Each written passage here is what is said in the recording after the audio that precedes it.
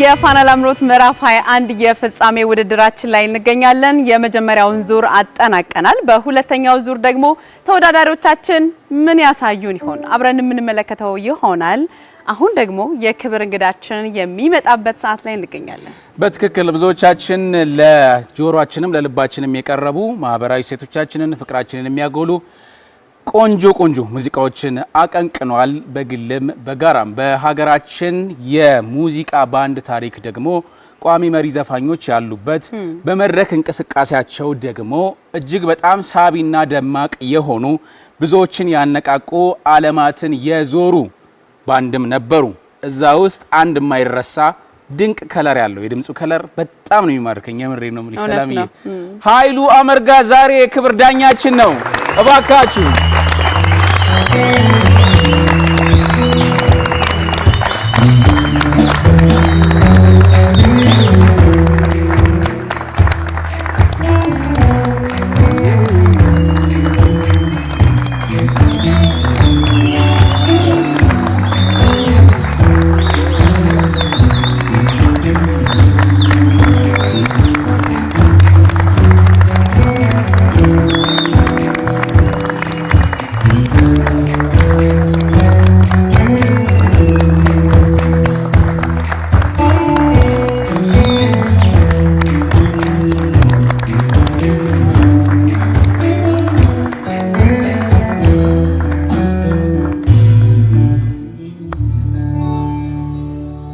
እናመሰግናለን። የክብር እንግዳችንና ዳኛችን ኃይሉ አመርጋ በሰራው እጅግ በጣም ተወዳጅ መግቢያ ከተራራው ማዶ እናመሰግናለን በጣም ለኮከብ ባንድ።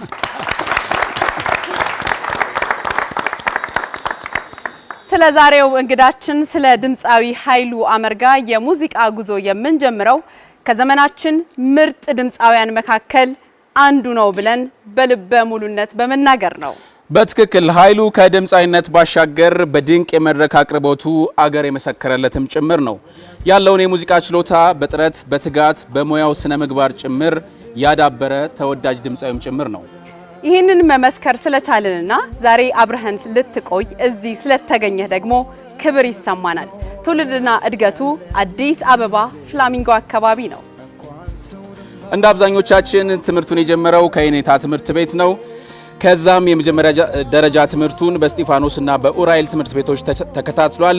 ወደ ቦሌ ተሻግሮም በቦሌ ሁለተኛ ደረጃ ትምህርት ቤት በመግባት የሁለተኛ ደረጃ ትምህርቱን እንደዚሁ አጠናቋል። በልጅነቱ በተማረባቸው የተለያዩ ትምህርት ቤቶች ውስጥ በየክፍሉ እየተጠራ ይዘፍን ነበር።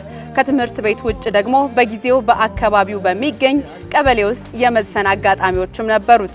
እነዚህ እድሎች እንግዲህ የኃይሉን የሙዚቃ ጉዞ የጠረጉ መንገዶች ናቸው ማለት እንችላለን።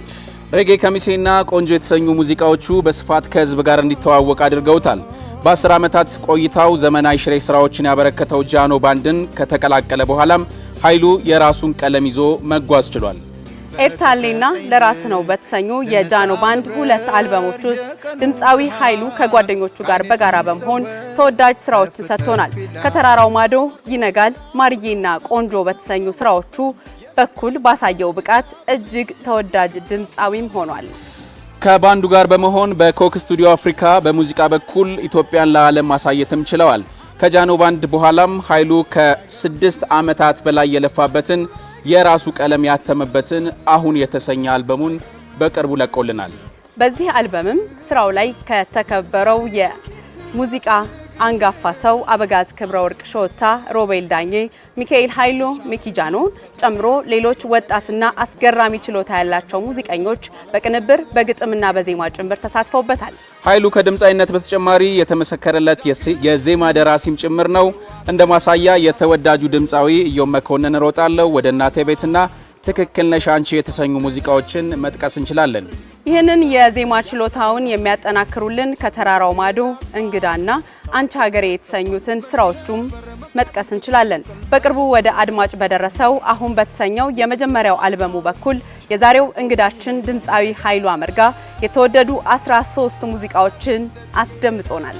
ማህበራዊ ህይወትን፣ ፍቅርን፣ እምነትንና ተስፋ ላይ ያተኮሩ ይዘቶች የተካተቱበት አልበሙ በቅርቡ ብዙዎቻችን በሚጠበቀው የመድረክ አያያዙ የአዲሱን አልበም ስራዎች በኮንሰርት ይዞልን ለመምጣትም ጭምር እየተዘጋጀ ይገኛል። ድምፃዊ ኃይሉ ባለትዳርና የሁለት ልጆች አባት ነው። ዛሬ አዳዲሶቹን የፋና ላምሮት የምዕራፍ 21 4 ምርጦች ለማበረታታት እዚህ ስለተገኘ በጣም ደስ ብሎናል። እንኳን ደህና መጣ።